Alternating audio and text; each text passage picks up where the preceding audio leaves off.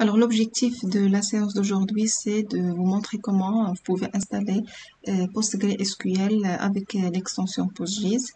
Et bien sûr, à la fin, nous allons donc tester donc l'installation avec la création d'une base de données sous PostgreSQL que nous allons ouvrir avec un logiciel SIG comme QGIS.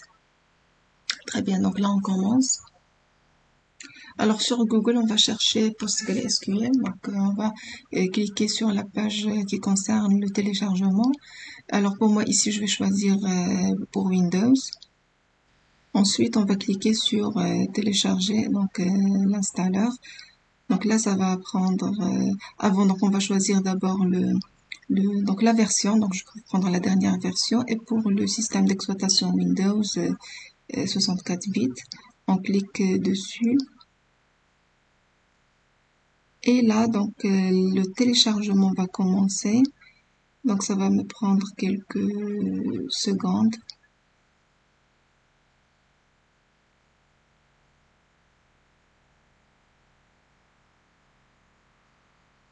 Voilà, donc à la fin, donc, je vais exécuter le fichier donc d'installation qui a été téléchargé.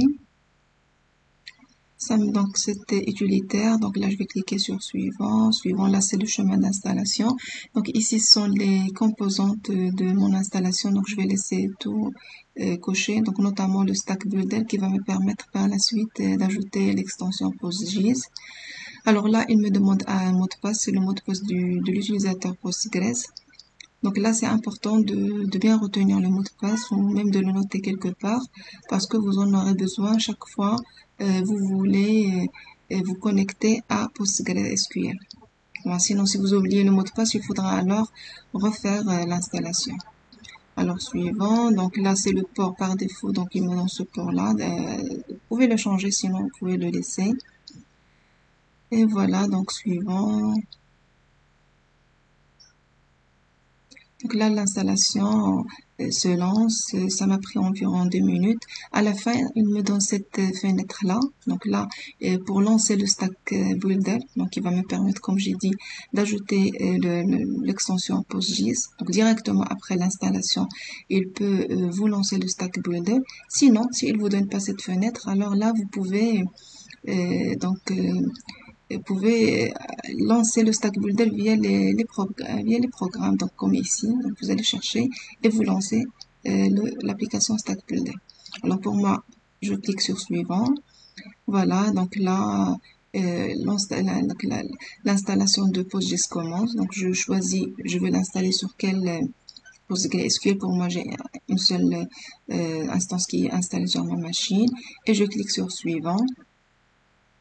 Alors ici, on va choisir donc la version de PostGIS, d'accord? Donc je prends la dernière version.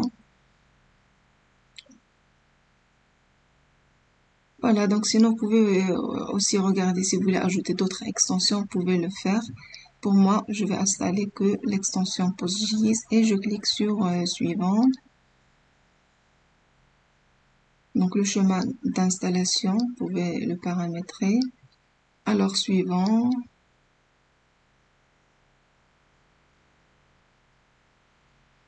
Et là, donc je commence l'installation de PostGIS.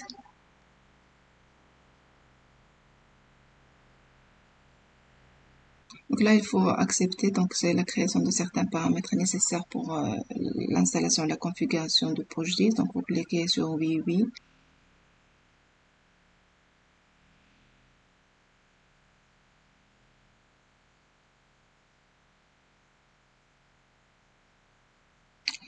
Et voilà, donc l'installation a bien terminé. Donc je clique sur Finish.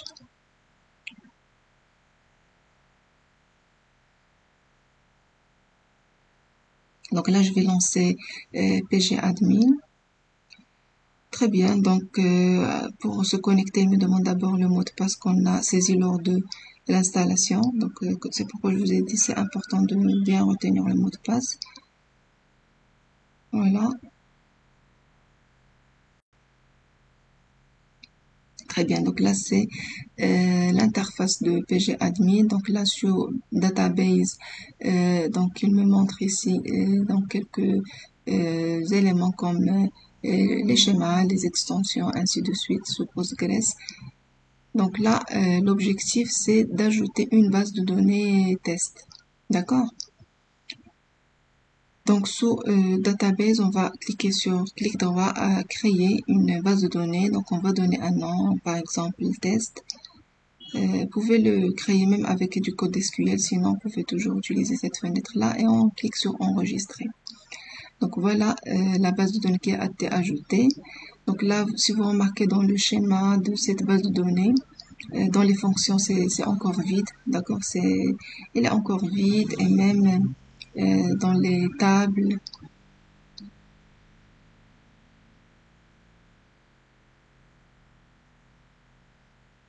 Donc là, ce qu'on va faire, on va ajouter maintenant l'extension PostGIS sur cette base de données. Donc là, on sélectionne d'abord la base de données, on va sur la fenêtre Query et on ajoute la requête Create Extension PostGIS et on l'exécute. Donc là, cette requête va me permettre d'ajouter l'extension PostGIS sur la base de données test. D'accord? Donc une fois on a fait ça, on va maintenant rafraîchir la base de données. Et cette fois-ci, sous les schémas, sous extension déjà, donc vous allez voir que PostGIS a été ajouté. Et sous le schéma public, maintenant, vous voyez, il y a plusieurs fonctions qui ont été ajoutées. Donc, ce sont des fonctions qui concernent donc le traitement de la partie spatiale de la base de données. Alors, également sur table, si vous remarquez, il y a une table qui a été ajoutée. C'est la table concernant les systèmes de coordonnées. D'accord? Donc, on va voir, vous pouvez voir ce que contient cette table-là. On va faire une requête pour afficher les enregistrements de cette table.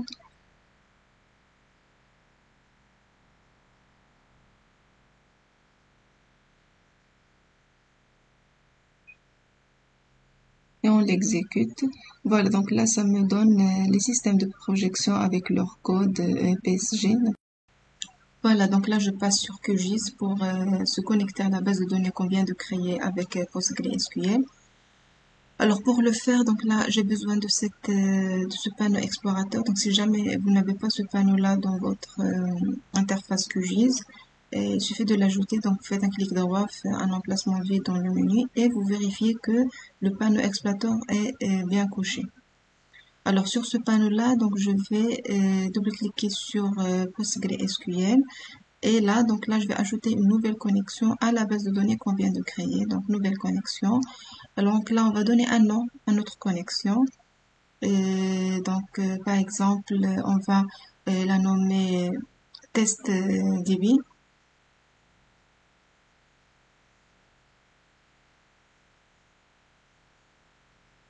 Alors, le service, vous laissez vide. Donc, pour l'autre, pour moi, donc j'ai installé Postgres sur ma machine. Donc, je vais écrire localhost. Sinon, si vous avez travaillé sur une installation sur un serveur, il suffit de mettre ici l'adresse IP du serveur qui contient donc PostgreSQL. Donc, comme j'ai dit, pour moi, c'est localhost. Alors, par la suite, pour le port, on laisse donc le port par défaut. Si jamais on n'a pas changé ça lors de l'installation, donc ça va être toujours ce port-là. Si vous avez entré un autre port lors de l'installation, il faut mettre ici la valeur du port. Alors là, pour le nom de la base de données, donc là, il faut faire attention. Il faut écrire exactement le nom de la base de données comme il a été donc le même nom lors de la création de la base de données sous PostgreSQL.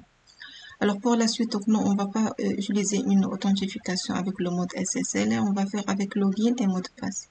Donc là, on va écrire le login, donc c'est le nom, c'est Postgres, et le mot de passe, c'est le mot de passe que vous avez fait lors de l'installation.